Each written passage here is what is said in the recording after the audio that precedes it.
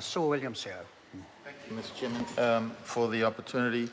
I want to firstly congratulate my colleague Sue Moroney for championing this issue, because her championing of this issue with the wider support of the New Zealand community has enabled this debate to be here, right here now, has forced this government to recognise that there is a need, and therefore it was important, the work that Sue Moroney did. Yep, we applaud the government, and I think many New Zealanders will recognise that 18 weeks, okay, we accept that, but the reality is we do need to look long term and recognise that this isn't something to be playing politics with. This is something that is important for our country going forward.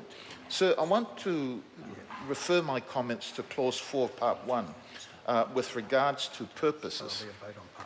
The amendment that is in this legislation here basically just deletes and replaces a couple of words.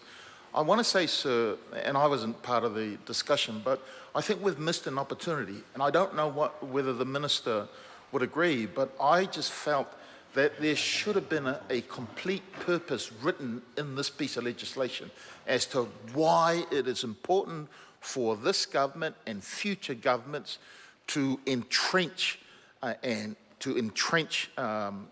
paid parental leave. You see, sir, most young people today won't know that this is a basic human right. It is an internationally recognised human right. Article 25 makes reference to the right to a standard of living adequate for the health and well-being of workers and families. And Part 2 of that article, and I quote, "Motherhood and childhood are entitled to special care and assistance. All children, whether born or in or out of wedlock, shall enjoy the same social protection." So I think, sir, there should have been a specific purpose emphasising the reason why this government has deemed it necessary to have paid parental leave. I think that's work that we probably need to work on, because I think many, many young people don't yet realise that this is a basic human right for the protection of children and protection of women as well. And I think it's timely, sir, that it's been raised on the Day of International Women.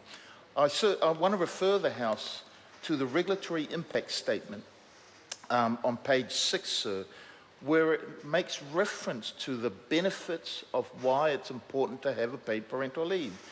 And I quote, "Reduce long-term physical costs. For example, costs that may arise from poorer health and social outcomes." I'll give you an example, sir.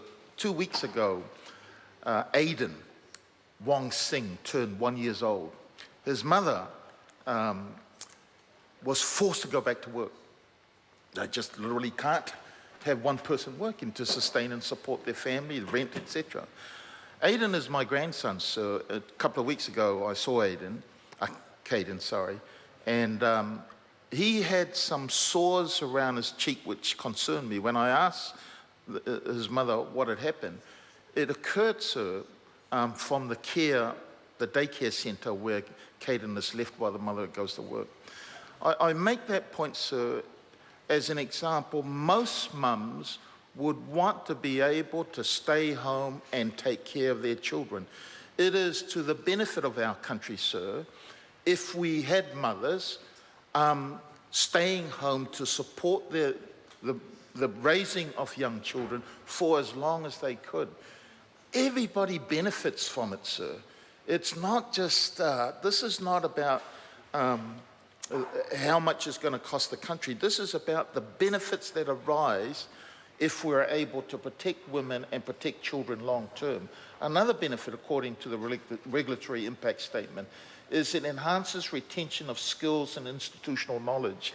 If women are protected and know that they can take time off, have the time to have their child, have their time to recover from giving birth to a child, and know in confidence that they can return to the workforce, sir, that doesn't benefit the women only, it benefits the workplace, sir, by retaining skills and institutional knowledge that business requires, sir.